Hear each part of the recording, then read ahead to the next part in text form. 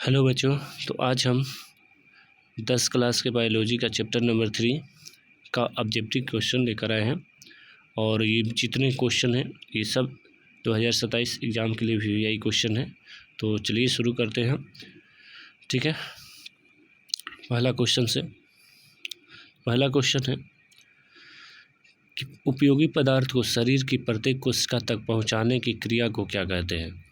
उपयोगी पदार्थ को शरीर के प्रत्येक कोशिका तक पहुंचाने की क्रिया को क्या कहते हैं बताइए। ए पोषण, बी श्वसन, सी परिवहन और डी उत्सर्जन। तो क्या होगा आंसर? आंसर आप लोग का हो गया सी। क्या होगा? सी, परिवहन कहेंगे। क्या कहते हैं? परिवहन। देखिए, उपयोगी पदार्थ का उनके मूल स्रोतों से शरीर की प्रत्येक कोशिका तक पहुंचाना और हानिकारक पदार्थों को कोशिकाओं से बाहर निकालना क्या कहलाता है? परिवहन कहलाता है। ठीक है, तो पहला का सी। ठीक है, अगला प्रश्न देखते हैं। अगला प्रश्न है कि पौधों में जल एवं खनिज लवणों का वहन किसके द्वारा होता है।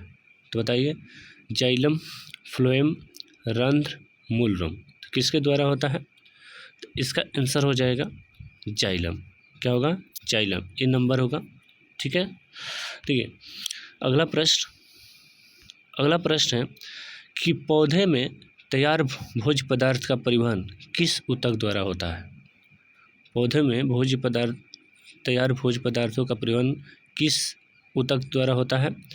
आंसर है आप लोग का होगा A xylem, B phloem, C epidermis और डी कॉर्टेक्स। क्या आंसर होगा? B number. क्या होगा? बी होगा। ठीक है, फ्लोएम पत्तियों में बने भोजन को पौधे के विभिन्न भागों तक पहुंचाता है। इनकी कोशिकाएं जीवित होती हैं। और देखिए, फ्लोएम जो होता है नीचे से ऊपर और ऊपर से नीचे गति करता है। ठीक है, इस चीज़ को याद रखिएगा। अगला प्रश्न, जाइलम ऊतक की कोशिकाएं कैसी होती हैं। ऑप्शन है ए जीवित, बी मृत, सी दोनों इनमें और डी इनमें से कोई नहीं। तो आंसर क्या होगा? बी। क्या होगा? बी होगा, मृत होगा। क्या होगा? मृत होगा। ठीक है, जाइलम की अधिकांश कोशिकाएं वाहिकाएं और वाहिनिकाएं मृत होती हैं, जो पानी का अखंड स्तंभ के लिए यांत्रिक सहायता करती हैं। ठीक है, ये सभी जो एक्स्ट्रा फैक्ट आप लोग को लिए जुड़े हैं उस चीज़ को अपने कॉपी में ज़रूर नोट करिएगा। ठीक है, ये भी इम्पोर्टेंट है। क्या है? ये बहुत इम्पोर्टेंट है। अगला सवाल बोल रहा है कि फ्लोएम में खाद्य पदार्थों का प्रवाह किस दिशा में होता है। बताइए, हम अभी जस्ट बताएं इसका। फ्लोएम में खाद्य पदार्थों का प्रवाह किस दिशा में होता है? केवल ऊपर की ओर, बी केवल नीचे की ओर, सी ऊपर एवं नीचे दोनों ओर और डी इनमें से कोई नहीं। तो हम अभी जस्ट बताए थे, तो इसका आंसर क्या होगा? सी होगा, ऊपर एवं नीचे दोनों होगा। और यही बात जाइलम के बारे में पूछता, तो जाइलम जो होता है सिर्फ नीचे से ऊपर की ओर गति करता है। ठीक है, तो इस चीज़ को याद रखिएगा। देखिए, दिया हुआ है कि फ्लोएम द्विदिशीय परिवहन करता है, क्योंकि भोजन को जड़ों और बढ़ते हुए शीर्षों दोनों जगह पहुंचाना आवश्यक है। ठीक है, अगला प्रश्न, पौधे के वायवीय भागों से जल का वाष्प के रूप में निष्कासन क्या कहलाता है। तो पौधे के वायवीय भागों से जल जो वाष्प के रूप में निकलता है या निष्कासन क्या कहलाता है। तो बताइए, विसरण होगा कि प्रासरण होगा कि वाष्पोत्सर्जन कि श्वसन, इनमें से क्या होगा? तो ऑप्शन नंबर क्या होगा? सी होगा। क्या होगा? सी, वाष्पोत्सर्जन कहलाता है। ठीक है, क्या कहलाता है? वाष्पोत्सर्जन। इसके बारे में जान लेते हैं। पत्तियों के रंध्रों द्वारा अतिरिक्त जल का वाष्प बनकर उड़ना वाष्पोत्सर्जन कहलाता है, जो पौधे के तापमान को भी क्या करता है? नियंत्रण करता है। पौधे के तापमान को क्या करता है? नियंत्रण करता है। ठीक है, अगला प्रश्न है कि रक्त का पीएच मान कितना होता है। रक्त का पीएच मान क्या होता है? ए 6.4, बी 7.0, सी 7.4, डी 8.4। तो आंसर क्या होगा? आंसर आप लोग का हो जाएगा सी 7.4। रक्त का पीएच मान कितना होता है? 7.4। ठीक है, देखिए, इसके बारे में दिया गया है कि रक्त थोड़ा क्षारीय होता है और इसका पीएच मान 7.4 होता है। ठीक है, अगला प्रश्न है कि रक्त किस प्रकार का ऊतक है। ए उपकला ऊतक, बी तरल संयोजी ऊतक, सी पेशी ऊतक और डी तंत्रिका ऊतक। तो रक्त जो होता है कैसा होता है? तरल संयोजी ऊतक होता है। कैसा होता है? तरल संयोजी ऊतक होता है। ठीक है। अगला प्रश्न देखिए, इसके बारे में जान लेते हैं। रक्त शरीर के अंगों को आपस में जोड़ने और पदार्थों का परिवहन करने के कारण तरल संयोजी ऊतक कहलाता है। देखिए, जो भी एक्स्ट्रा फैट आप लोग के लिए जोड़ा गया है ना, तो इसको कॉपी में नोट जरूर करिएगा, क्योंकि ये बहुत काम करेगा आपके लिए। ठीक है। आगे 9वां प्रश्न है कि रक्त का तरल भाग क्या कहलाता है? रक्त का जो तरल भाग होता है क्या कहलाता है? ए है हीमोग्लोबिन, बी सीरम, सी प्लाज्मा और डी लसिका। तो रक्त का तरल भाग क्या कहलाता है? तो ऑप्शन नंबर का होगा सी होगा, प्लाज्मा कहलाता है। क्या कहलाता है? प्लाज्मा कहलाता है। ठीक है।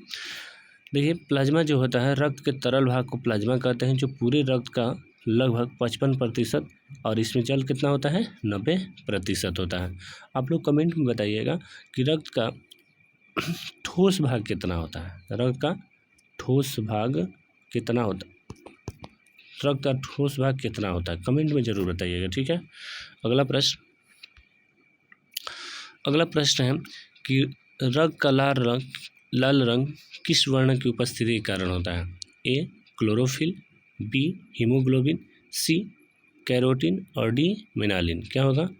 तो रक्त का लाल रंग जो होता है वर्णक किसके द्वारा होता है? हीमोग्लोबिन के द्वारा होता है। ठीक है। किसके द्वारा होता है? हीमोग्लोबिन के द्वारा होता है। ठीक है। चलिए अगला प्रश्न देखते हैं। देखिए, हीमोग्लोबिन जो होता है, लाल रक्त कोशिकाएं में हीमोग्लोबिन नामक आयरन युक्त प्रोटीन होता है, जो रक्त को लाल रंग प्रदान करता है। ठीक है। अगला प्रश्न आप लोग के बीच, हीमोग्लोबिन में कौन सा धातु तत्व पाया जाता है? हीमोग्लोबिन में कौन सा धातु तत्व पाया जाता है? A magnesium, B calcium, C iron और डी सोडियम। क्या होगा? तो आपका आंसर क्या होगा? देखिए, आंसर होगा सी लोहा। क्या होगा? लोहा, आयरन होगा। ठीक है। क्या होगा? आयरन। चलिए, तो 12 नंबर सवाल देखते हैं। देखिए, इसमें बोला गया है कि लाल रक्त कणिकाओं का जीवन काल कितना होता है? ए है 12 दिन, बी 120 दिन, सी 20 दिन और डी 365 दिन। तो क्या होगा आंसर? तो इसका आंसर होगा बी 120 दिन होगा। कितने दिन? 120 दिन। ठीक है। इसके बारे में जान लेते हैं। मानव शरीर में आरबीसी का लगभग 120 दिन तक जीवित रहती है, जिसके बाद वे प्लीहा में नष्ट हो जाती है। ये भी सवाल पूछता है कि आरबीसी का जीवन काल जो होता है 120 दिन का होता है, और वो किस में मृत हो जाती है? तो प्लीहा में हो जाती है। किस में हो जाती है? प्लीहा में। कब्रगाह किसको बोलते हैं? तो प्लीहा को बोलता है आरबीसी का। ठीक है। अगला प्रश्न है कि रक्त का थक्का बनाने में कौन सहायक है? तो option A RBC, B WBC, C पट्टिकाणु और डी धमनी। तो कौन सा होगा?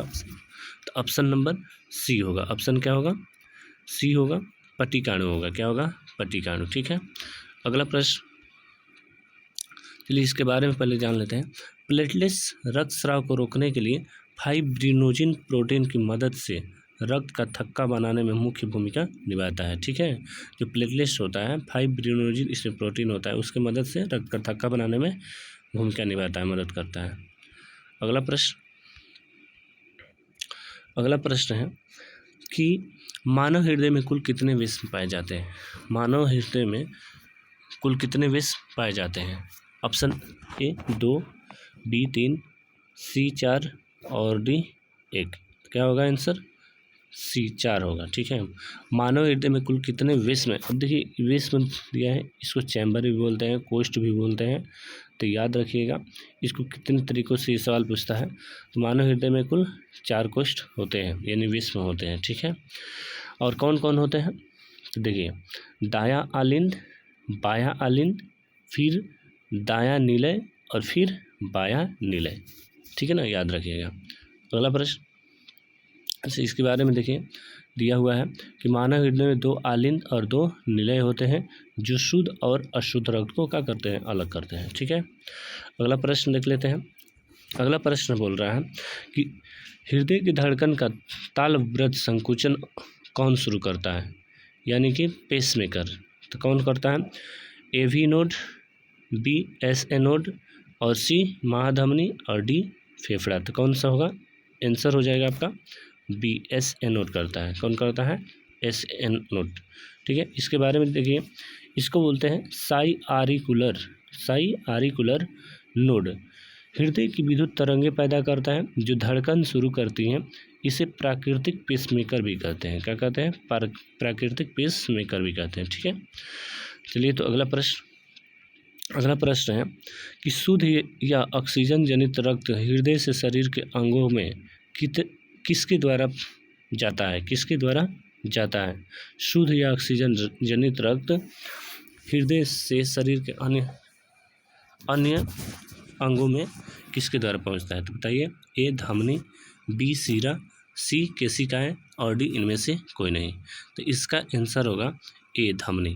तो ये शुद्ध रक्त ले जाने का काम कौन करती है, धमनी। कौन करती है, धमनी करती है। और अशुद्ध रक्त, तो अशुद्ध रक्त याद रखिएगा शिरा। कौन, शिरा। ये पूरे शरीर से रक्त हृदय की ओर लेके जाती है। कौन, शिरा। और धमनी जो होती है हृदय से शरीर को, पूरे शरीर में रक्त लेके जाती है, यानी कि शुद्ध रक्त। ठीक है, अगला प्रश्न देखिए, इसके बारे में कुछ जान लेते हैं। धमनियाँ हृदय से शुद्ध रक्त को शरीर के विभिन्न ऊतकों तक ले जाती हैं। इनकी दीवारें मोटी और लचीली होती है। ठीक है ना, इस चीज़ को ध्यान दीजिएगा। अगला प्रश्न है, अशुद्ध या बी ऑक्सीजन जनित रक्त हृदय से शरीर से हृदय की ओर किसके द्वारा जाता है। बताइए, अभी जस्ट सवाल इसका बताया।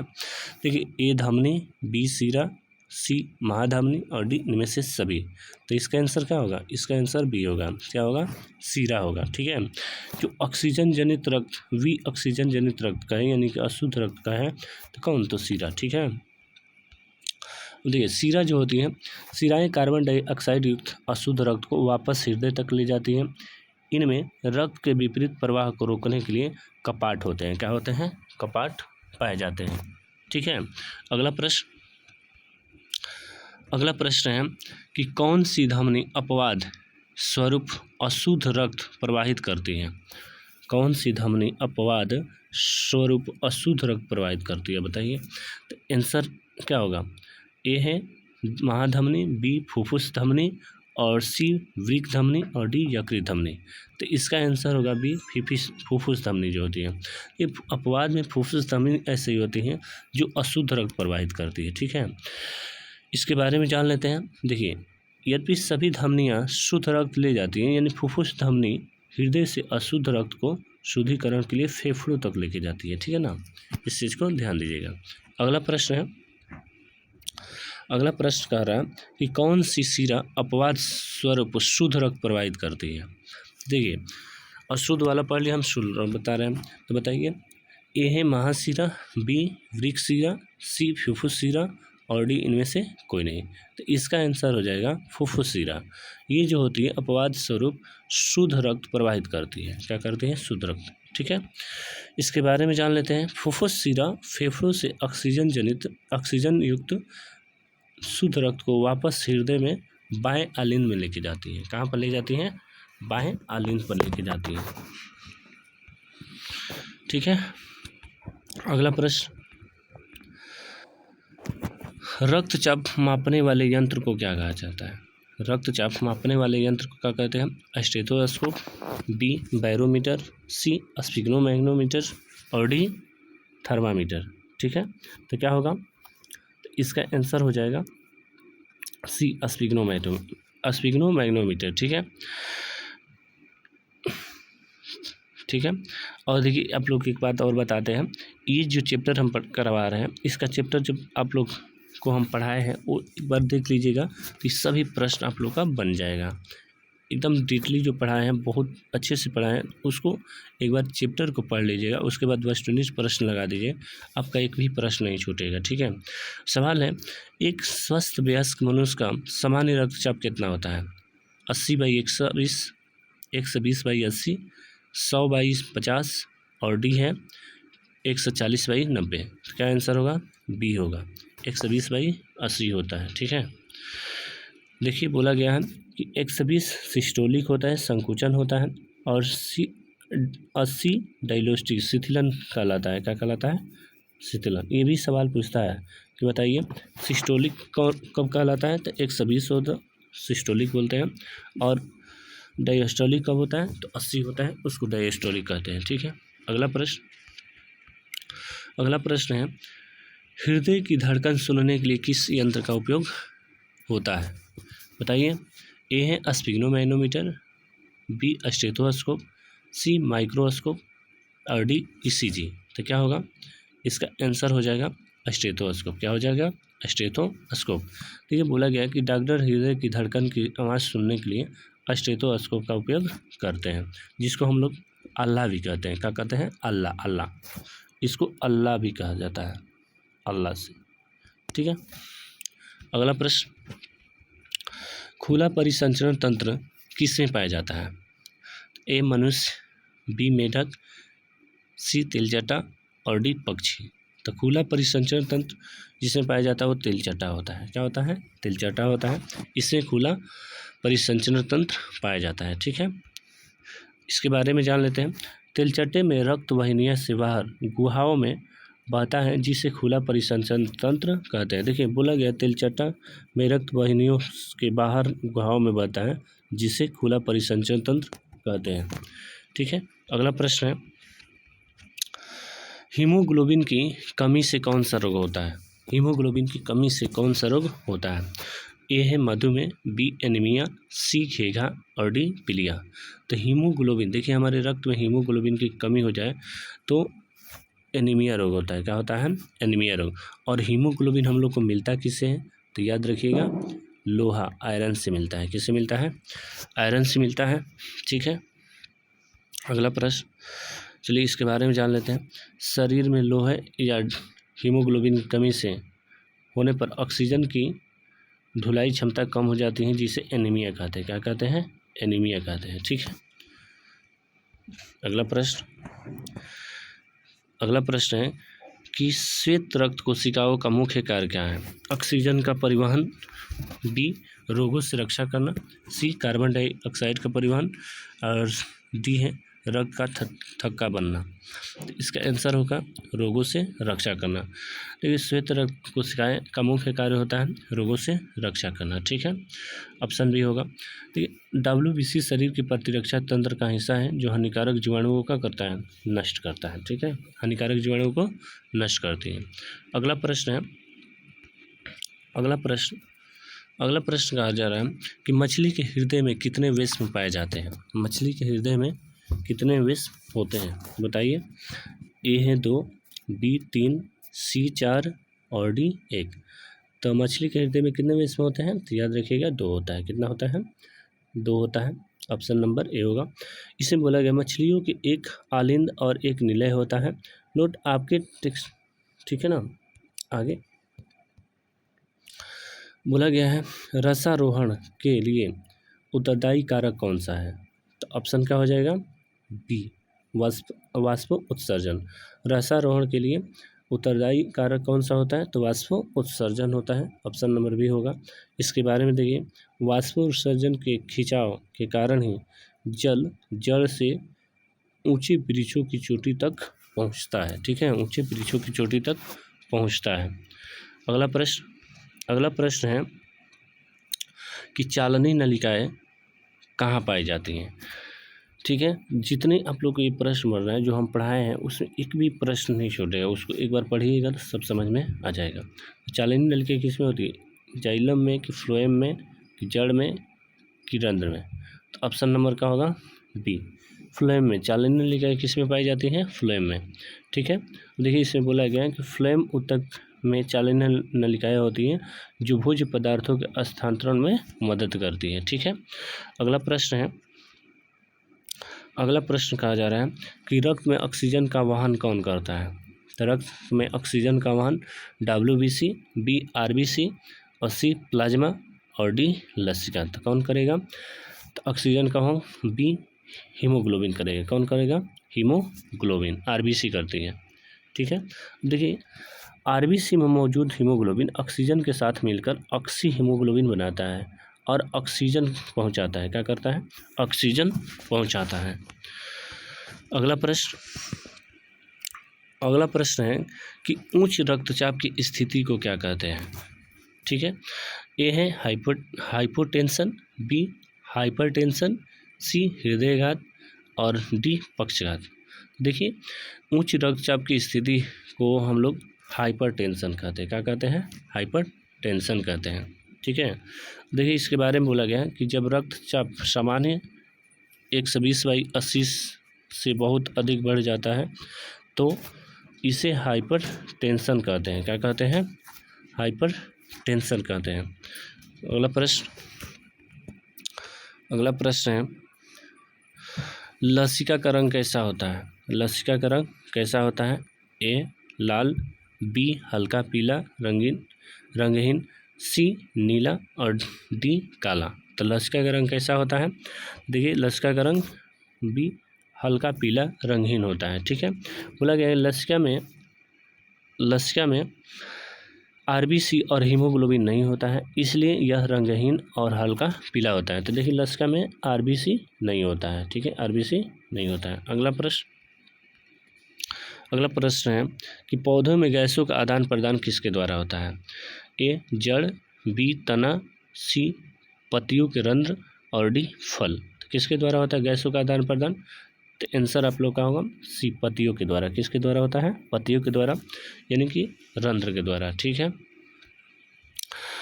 बोला गया है कि पत्तियों के रंध्र यानी पत्तियों की सतह पर छोटे छोटे छिद्र होते हैं जिसे रंध्र कहते हैं, जिनसे CO2 और O2 का विनिमय होता रहता है। यानी कि CO2 का जो ग्रहण होता है, O2 का निष्कर्षण होता है, तो ये सभी प्रक्रिया रंध्र के द्वारा होता है।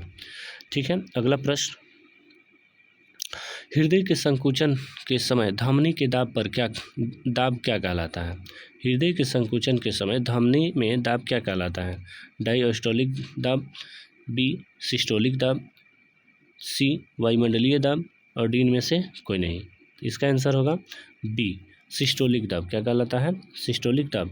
ये हृदय के नीले जब सिकुड़ते हैं तब रक्त धमनियों में उच्च दाब से जाता है, जिसे प्रकुंचन या दाब कहते हैं। क्या कहते हैं? प्रकुंचन या दाब कहते हैं। अगला प्रश्न, फ्लोएम में भोजन का परिवहन किस रूप में होता है? फ्लोएम में भोजन का परिवहन किस रूप में होता है? ए ग्लूकोज, बी फ्रक्टोज, सी सुक्रोज और डी स्टार्च। तो किसके रूप में होता है? सी सुक्रोज के द्वारा। किसके?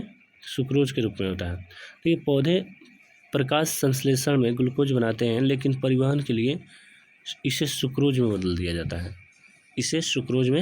दिया जाता है। अगला प्रश्न है कि हम हृदय के चारों ओर की रक्षात्मक झिल्ली क्या कहलाती है? ए फ्लोरा, बी पेरिकार्डियम, सी मेनिंजिस और डी सेल वॉल। तो क्या होगा आंसर? इसका बी होगा पेरिकार्डियम। हृदय जो होता है पेरिकार्डियम झिल्ली से क्या होता है? घिरा रहता है। ठीक है, कौन सा झिल्ली से घिरा रहता है? पेरिकार्डियम। देखिए, हृदय पेरिकार्डियम नामक दोहरी झिल्ली की थैली में सुरक्षित रहता है, जिसे पेरिकार्डियल द्रव भरा होता है। ठीक है, अगला प्रश्न कि रक्तचाप का मान 120/80 में 80 क्या दर्शाता है? तभी जैसे हम पीछे बताए थे कि सिस्टोलिक दाब होता है, बी डायस्टोलिक दाब होता है, 80 औसत दाब होता है और डी बस दाब। अब तो इस पीछे हम बताए थे इसका आंसर। तो देखिए, सिस्टोलिक कब होता है? 120 होगा और डायस्टोलिक कब बोलते हैं हम? 80 होगा। तो 80 के बारे में पूछा है, डायस्टोलिक होगा। ठीक है, बी नंबर होगा। ठीक है, 80 अनुशीतलन दाब है, जो हृदय के आराम की स्थिति में धमनियों का दाब है। ठीक है, अगला प्रश्न है कि मनुष्य का हृदय 1 मिनट में औसतन कितनी बार धड़कता है? 60 बार, बी 72 बार, सी 80 बार और डी 100 बार। तो आंसर क्या होगा? आंसर इसका हो जाएगा बी 72 बार। 1 मिनट में कितना औसतन धड़कता है? तो 72 बार। ठीक है, आगे, एक सामान्य स्वस्थ वयस्क का हृदय प्रति मिनट 70 से 72 बार धड़कता है। ठीक है, अगला प्रश्न है, इनमें से सबसे तेज हृदय धड़कन किसकी होती है?